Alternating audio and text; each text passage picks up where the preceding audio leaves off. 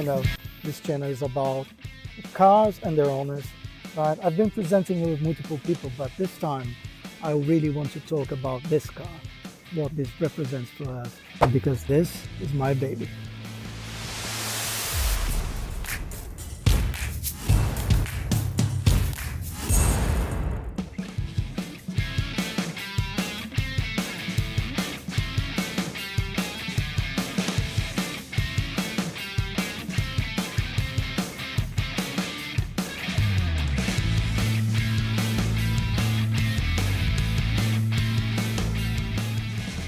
It's magical to think that this place during so many years have been the house of the British Army for the centre of England, storing gunpowder, weapons, tanks, boots and uniforms.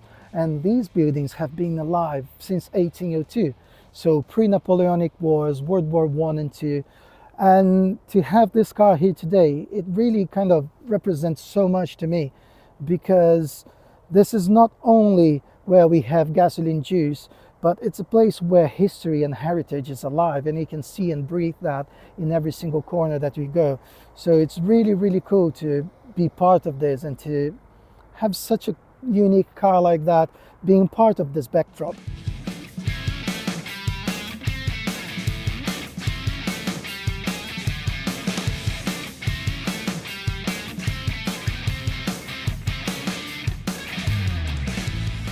During 1956, we had a major economic crisis, and Leonard Lord challenged Alec Issigonis to design something that would revolutionize the way people would move in Britain. And the Mini is an answer of trying to find ways and solutions to produce a car that was viable economically, fuel efficient, and that would deliver enough space for users to commute from A to B. The Mini is a masterpiece. Since the very beginning, it has been designed to revolutionize the way cars are made. Its own configuration, with kind of wheels moving towards the corners of the car, the floating roof, and all the elements that this car is based around, changed the way British cars were designed and how people used to move in the past. When we first started here almost 2 years ago, I saw this, and since then it has been here kind of being part of our business, being part of what we are. If you have been to Gasoline Juice, you will understand that we have loads of Union Jacks all around. And not only that, we really love to celebrate British design, England, and what that represents. And when I bought it, it was a very special moment for us. We were kind of starting our business here at the depot. We were kind of starting our journey. So it represents a lot of different things. It represents the moment where we kind of moved back to England. We started our business here. We did our partnership with Roman Way Brewery. So this car is in its label, our Amber Ale number 9, our first beer. So this is not only a British icon, but for me, it's much more than that. For me, it's just a celebration or the representation of all those moments together, and it sits very close to my heart, not only because of that, but because Minis, they are special everywhere. These cars have been raced, these cars have been kind of inspiring generations and moving people from the 60s and the 70s to their kind of holidays, to their special places, and to work. So it has covered so many different bookends of what transportation represents globally. And having one now at Gasoline Juice is really, really something that fulfills what we are, fulfills what we kind of want to be, as a place where we celebrate automotive passion, design, and the connection between vehicles and the owners, this emotional connection between all those things. So I believe this car has all those elements, has all these little things that will kind of ticking all the boxes of what a car from this era should represent. It has so many different innovations from its age. It has a transversal engine, amplifying the interior space in about 80%.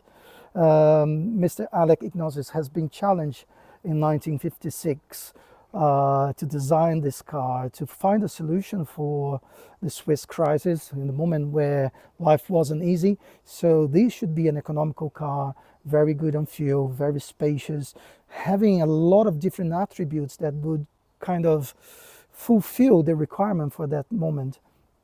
So that was the main task. But what really changed the scenario and changed the way things are done is the way he positioned the wheels. The fact that the wheels are really so much forward and backwards in this car really changed the way you establish the powertrain and kind of position the passengers in the interior of the car, having a much lower ground clearance, having more interior space. And the floating roof delivers not only a genius solution for that time, but the impression that you have a much bigger car than it is, because you have so much glass around it. So it gives this sense of space, the interior space, even if it's a tiny little thing.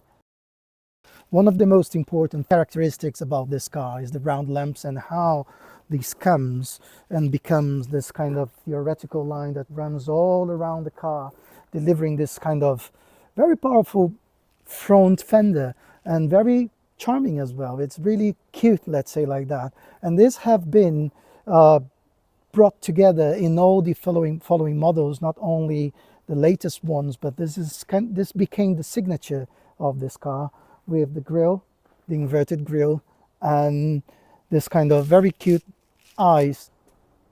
What I think is fascinating about this car is the interior space. When you come inside this car, everything changes. It has actually quite good space for 4 occupants, reasonable trunk, and the windows, it will give you a big sense of space, big sense of having it's not claustrophobic, let's put it that way, because they have so much thin pillars. The B pillar, the C pillar, and the A pillar, they're so slim that kind of you don't feel by any chance kind of in this kind of claustrophobic space. I mean, the driving position, it's not the most exciting thing, to be honest, but when you're driving this truly becomes a go-kart. Even if this one is the 850, it's not the most powerful car, but it's still very special. The steering wheel sits a little bit on a kind of different position, a little bit offset, but it's kind of okay. If you ever drove a car like this, I'm sure you will remember the feeling and the kind of what that really represents. We do even have a mini, exactly the same. So very cool to have it here, very cool. I know you may be asking yourself about the Union Jack livery. So, the legend says that this car has been painted in 1977 by the factory itself. So, the only few or the only one painted by the factory with the Union Jack livery for the Queen Jubilee. So, I really love to believe that and can't deny it's absolutely outstanding. I've been driving this car over the past 2 years quite a lot. And one of the things that I'm really like doing is taking my kids to school. I don't know if they love it or if they hate it, but I've been having a lot of fun driving them to school, because it's not something that you wouldn't see at 8 a.m. in the morning. So it really calls attention.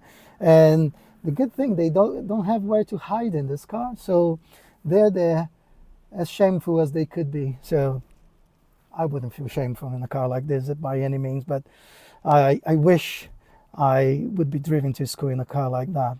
So one of the things that I love is driving around, kind of wake up in a Sunday morning, taking this car for a spin.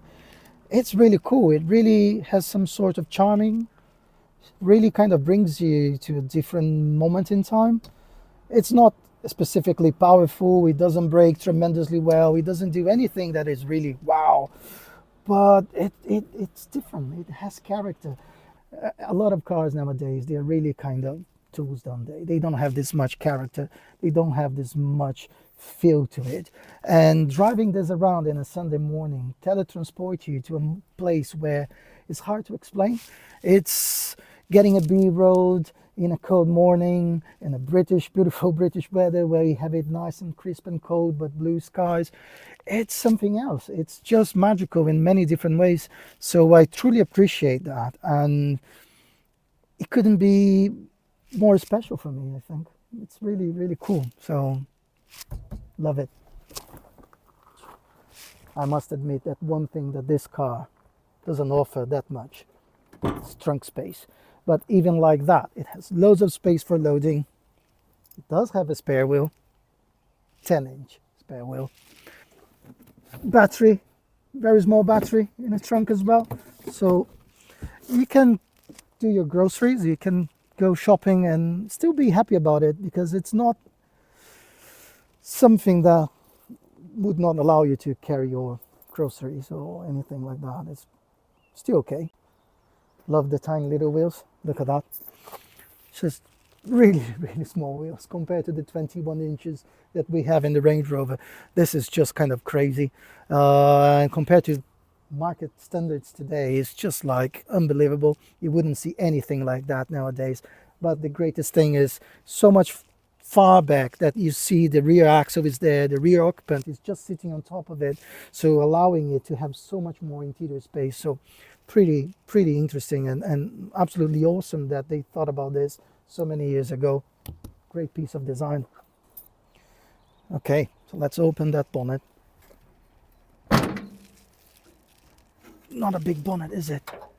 Very tiny little thing, but look how compact the engine is. It's really tiny, it's really small, and an 850, not that powerful.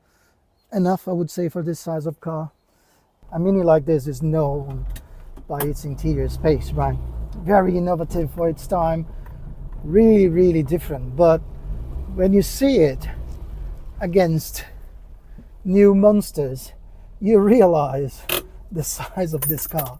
This is a tiny, tiny little thing. So imagine how it has evolved over the past years and how technology has changed. If you see something like this compared to a modern Range Rover, you will realize times have changed completely.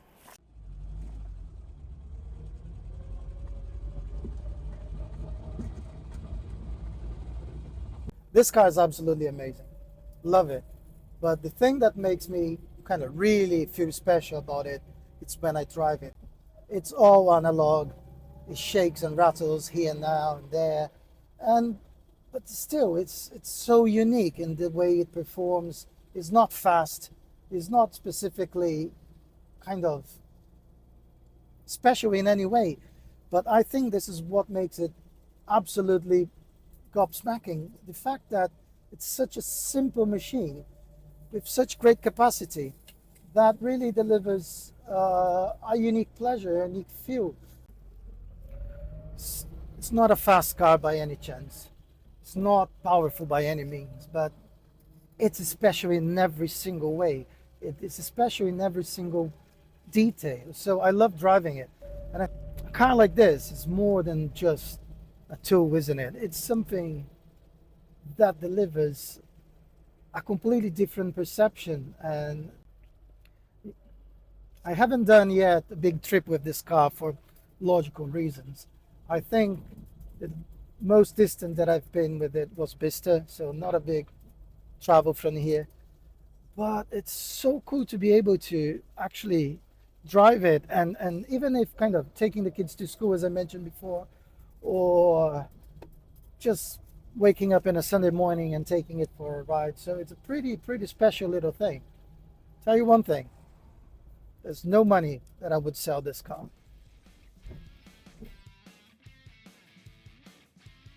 That's why it's so unique.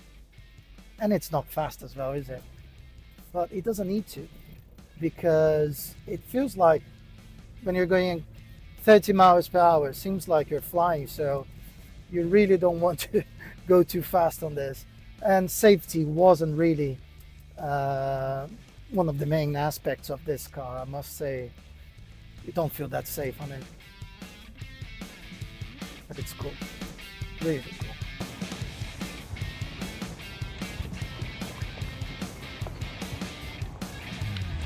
So I hope you have enjoyed this episode, and looking forward to see you next week with something special again.